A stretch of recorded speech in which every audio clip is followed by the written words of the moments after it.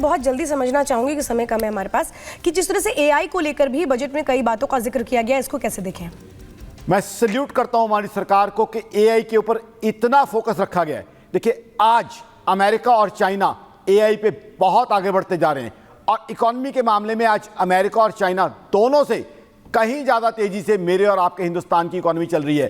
तो ऐसे में बहुत ज़रूरी था कि एआई पे हमारा फोकस हो और ये बहुत बढ़िया काम किया गया इस बजट में कि एआई पे कंप्लीट फोकस रखा गया है, क्योंकि एआई ही आने वाले वक्त का इंफ्रास्ट्रक्चर है। जैसे सरकार रोडवेज पे, रेलवेज पे, एरोप्लेन जो है एयरपोर्ट्स पे कंसंट्रेट कर रही है, साथ ही साथ सागरमाला, भारतमाला पे कंसंट्रेट कर रही है, ऐसे ही एआई पे कंसंट्रेशन बहुत ज़रूरी था। बहुत ही टाइमली फैसला किया गया है और एआई को जिस तरीके से सरकार मोटिवेट कर रही है, पुश कर रही है, ये हिंदुस्तान को बहुत जल्दी थर्ड बिगेस्ट इकोनॉमी पहुंचा देगा। ना सिर्फ थर्ड बिगेस्ट इकोनॉमी, 2047 में डेवलप्ड इकोनॉमी, विकसित भारत का जो एक टारगेट हम हमारे प्रधानमंत्री साहब की गाइडेंस में लेके चल रहे हैं, उसकी तरफ एआई हमें बहुत जल्दी ले जाएगा और बहुत बढ़िया बढ़िया कदम जो है इस बजट में उठाए गए। एक चीज और बता दूं, आम आदमी के लिए ये बजट क्या है? ये बजट आम आदमी की कमाई बढ़ाएगा, खर्चे कम करेगा। क्योंकि आम आदमी को वो ये कहता है, जिंदल साहब मुझे डेफिसिट जीडीपी समझ नहीं आती, मुझे चाहिए कि मेरे घर का बजट कैसे बनेगा, मेरे घर के बजट में फायदा होगा।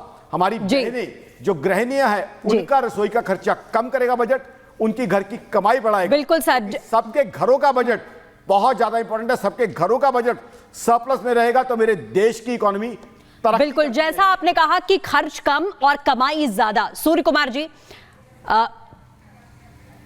क्या कुछ आप लगातार यहां पर कहना चाह रहे थे? हम उसका रुख करेंगे, लेकिन आपको बता दें कि बजट में नौकरी पेशा के लिए टैक्स में छूट का ऐलान यहां पर लगातार किया गया है, जो आप लगातार देख भी पा रहे हैं।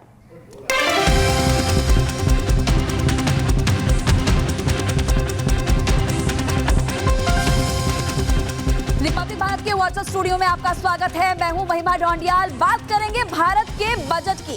केंद्रीय वित्त मंत्री निर्मला सीतारमण की तरफ से बजट पेश किया गया, जिसमें मिडिल क्लास लोगों को एक बड़ा फायदा पहुंचाया गया है। जिनकी सालाना आय 12 लाख है, टैक्स से उनको बड़ी छूट मिली है। चलिए आपको ग्राफिक्स के जरिए बता देते हैं कि अगर आपकी सैलरी 8, 10, 20, 15 लाख और 25 लाख है तो आपको कितना फायदा होगा। सबसे पहले 8 लाख वालों की बात कर लेते हैं। अगर आपकी सालाना आय 8 लाख है तो 30,000 का फायदा आपको मिलेगा। ऊपर से 10 लाख वालों की अगर बात करें, 50,000 का फायदा मिलने वाला है। पहले टैक्स ज्यादा भरना पड़ता था, अब की बार नहीं टैक्स भरना पड़ेगा। 12 लाख वालों की अगर बात करें, 80,000 का फायदा उनको मिलने वाला है। इसी के साथ साथ 20 लाख वालों की बात करें, 1,30,000 का फायदा उन लोगों को मिलेगा जिनकी सालाना आय 20 लाख है। 25 लाख अगर आपकी सालाना आय है तो आपके कितने पैसे बच रहे हैं? 1,70,000 रुपए आपके बचेंगे। तो एक बड़ी राहत यहाँ पर केंद्रीय वित्त मंत्री निर्मला सीतारमण की तरफ से दी गई है और मोदी सरकार ने इस बजट में बहुत बड़ी घोषणा की। मिडिल क्लास लोग काफी ज्यादा खुश इस वक्त नजर आ रहे हैं और राहत की सांस नौकरी पेशा लोगों ने ली है। देखिए, हर किसी की दिलचस्पी इस बात पे भी होती है कि क्या सस्ता हुआ, क्या महंगा हुआ, और अगर हम अपने घर में नई एलसीडी लेने जा रहे हैं तो कितना पैसा हमें लगाना पड़ेगा। जरा एक रिपोर्ट आपको दिखाते हैं सस्ते और महंगे की।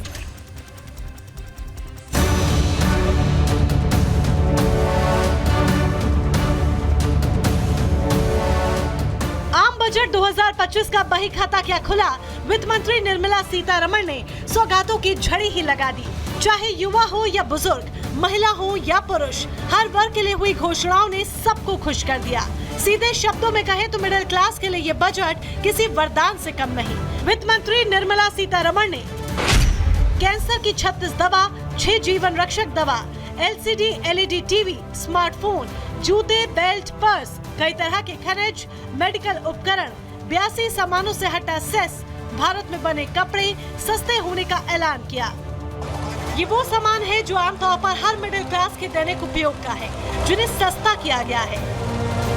In 23-24 budget, for the manufacture of open cells of LCD, LED TVs, I had reduced the BCD on parts of open cells from 5% to 2.5%. To further boost the manufacture of such open cells, the BCD on these parts will now stand exempted. जहाँ एक तरफ budget भाषण में किए गए ऐलान आम नागरिकों के जीवन को बेहतर बनाने का काम करेंगे, तो वहीं कुछ फैसले गेम चेंजर साबित होंगे। मोदी सरकार ने ईंधन पर निर्भरता खत्म करने के लिए बैटरी वाली car, lithium ion battery, EV battery, mobile phone battery. तो वहीं टेलीकॉम उपकरणों पर से भी बीसीडी घटा दिया है, जिसका सीधा फायदा होगा। Lithium ion battery. To the list of exempted capital goods, I propose to add 35 additional capital goods for EV battery manufacturing and 28 additional capital goods for mobile phone battery manufacturing. This will boost domestic manufacture of lithium ion batteries, both for mobile phones and for electric vehicles. देश के budget में युवाओं से लेकर महिलाओं तक हर किसी पर फोकस रखा गया है, जिसमें गरीब, मिडिल क्लास और किसानों के लिए भी खास तोहफे हैं। जहां एक तरफ सरकार ने महंगाई और टैक्स के मोर्चे पर बड़ी राहत दी, तो वहीं रोजमर्रा के सामानों को सस्ता कर मध्यम वर्गीय को खुश कर दिया। Bureau report, Republic Bharat.